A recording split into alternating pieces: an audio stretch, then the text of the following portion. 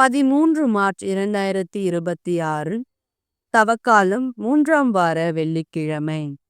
முதல் வாசகம். இறைவாக்கினர் ஓசாயா நூலிலிருந்து வாசகம். அதிகாரம் 14 இறைவார்த்தைகள் 1-9 முடிய. ஆண்டவர் கூறியது: இஸ்ரேலே, உன் கடவுளாகிய ஆண்டவரிடம் திரும்பி வா. நீ உன் தீச்செயலால் வீழ்ச்சியுற்றார். இம்மொழிகளை ஏந்தி ஆண்டவரிடம் திரும்பி வந்து இவ்வாறு சொல்லுங்கள்: தீவினை அனைத்தையும் அகற்றியறலும், நன்மையானதை ஏற்றுக்கொள்ளும். நாங்கள் எங்கள் வாய்மொழியாம் கனிகளை உமக்கு அளிப்போம். அசிரியர் எங்களுக்கு விடுவிக்க மாட்டார்கள். குதிரையின் மேல் நாங்கள் ஏற மாட்டோம். எங்கள் கைவினை பொருட்களை நோக்கி எங்கள் கடவுளே என்று இனி சொல்ல மாட்டோம். திக்கற்றவன் உம்மிடத்தில் பரிவை பெறுகிறான் என சொல்லுங்கள். அவர்களுடைய பற்று உறுதியின்மையை நான் குணமாக்குவேன். அவர்கள் மேல் உளமாற அன்பு கூறுவேன். அவர்கள் மேலிருந்த என் சினம் தணிந்து விட்டது. நான் இஸ்ரேலுக்கு பனி போல் இருப்பேன். அவன் லீலி போல் மலருவான். லெபனேனின் மரம் போல் வேரூன்றி நிற்பான். அவனுடைய கிளைகள் விரிந்து பரவும். அவன் பொலிவு ஒலிவு மரம் போல் இருக்கும். லெபனேலை போல் அவன் நறுமணம் பரப்புவான். அவர்கள் திரும்பி வந்து என் நிழலில் குடியிருப்பார்கள். கோதுமை போல் தழைத்து ஓங்குவார்கள். திராட்சை கொடி போல் செழிப்பு அடைவார்கள். லெபனேனின் திராட்சை ரசம் போல் அவர்களது புகழ் விளங்கும். இனிமேல் எப்பிரேமுக்கு சிலைகள் எதற்கு? நானே அவனுக்கு செவிசாய்த்து அவன் மேல் அக்கறை கொண்டுள்ளேன். நான் பசுமையான தேவதாரு மரம் போன்றவன். உன் கனி எல்லாம் என்னிடமிருந்தே வரும். ஞானம் நிறைந்தவன் எவனோ அவன் இவற்றை உணர்ந்து கொள்ளட்டும். பகுத்தறிவு உள்ளவன் எவனோ அவன் இவற்றை அறிந்து கொள்ளட்டும். ஆண்டவரின் நெறிகள் நேர்மையானவை. நேர்மையாளர்கள் அவற்றை பின்பற்றி நடக்கின்றார்கள். மீறுகிறவர் அவற்றில் இடறி விழுகின்றார்கள். ஆண்டவரின் அருள்வாக்கு. இறைவா உமக்கு நன்றி. பதிலுரை பாடல். பல்லவி. உன் கடவுளாகிய ஆண்டவர் நானே. என் மக்களே, எனக்கு செவி கொடுங்கள். நான் அறியாத மொழியை கேட்டே.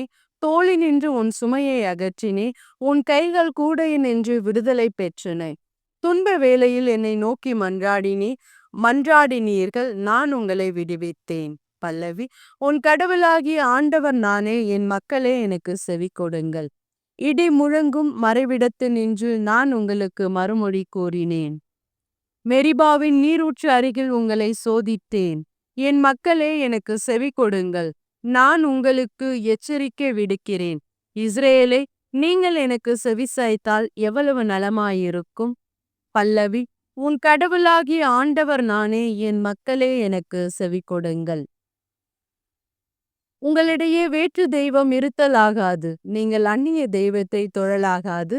உங்களை எகிப்து நாட்டினின்று அழைத்து வந்த கடவுளாகிய ஆண்டவர் நானே. பல்லவி. உன் கடவுளாகிய ஆண்டவர் நானே. என் மக்களே, எனக்கு செவி கொடுங்கள். என் மக்கள் எனக்கு செவி சாய்த்திருந்தால், இஸ்ரேலர் நான் காட்டிய வழியில் நடந்திருந்தால் எவ்வளவு நலமாயிருந்திருக்கும். உங்களுக்கு நயமான கோதுமையை உணவாக கொடுப்பேன். உங்களுக்கு மலைத்தேனால் நிறைவு அளிப்பேன். பல்லவி. உன் கடவுளாகிய ஆண்டவர் நானே. என் மக்களே, எனக்கு செவி கொடுங்கள். நற்செய்தி வாசகம். மார்க் எழுதிய தூய நற்செய்தியிலிருந்து வாசகம். அதிகாரம் 12 இறை வார்த்தைகள் 28-34 முடிய. அக்காலத்தில் மறைநூல் அறிஞருள் ஒருவர் இயேசுவை அணுகி வந்து, அனைத்திலும் முதன்மையான கட்டளை எது என்று கேட்டார். அதற்கு இயேசு, இஸ்ரேலே கேள். நம் ஆண்டவராகிய கடவுள் ஒருவரே ஆண்டவர். உன் முழு இதயத்தோடும் முழு உள்ளத்தோடும் முழு மனதோடும் முழு ஆற்றலோடும் உன் ஆண்டவராகிய கடவுளிடம் அன்பு கூறுவாயாக என்பது முதன்மையான கட்டளை. உன் மீது அன்பு கூறுவது போல உனக்கு அடுத்து இருப்பவர் மீதும் அன்பு கூறுவாயாக என்பது இரண்டாவது கட்டளை. இவற்றை விட மேலான கட்டளை வேறு எதுவும் இல்லை என்றார். அதற்கு மறைநூல் அறிஞர் அவரிடம், நன்று போதகரே, கடவுள் ஒருவரே, அவரை தவிர வேறு ஒரு கடவுள் இல்லை என்று நீர் கூறியது உண்மையே. அவரிடம் முழு இதயத்தோடும் முழு அறிவோடும் முழு ஆற்றலோடும் அன்பு செலுத்துவதும், தன்னிடம் அன்பு கொள்ளுவது போல் அடுத்து இருப்பவரிடம் அன்பு செலுத்துவதும் எரிபலிகளையும் வேறு பலிகளையும் விட மேலானது என்று கூறினார். அவர் அறிவுத்திறனோடு பதிலளித்ததை கண்ட இயேசு அவரிடம், நீர் இறையாட்சி நின்று தொலையில் இல்லை என்றார். அதன்பின் எவரும் அவரிடம் எதையும் கேட்க துணியவில்லை. ஆண்டவரின் அருள்வாக்கு. கிறிஸ்துவே உமக்கு புகழ்.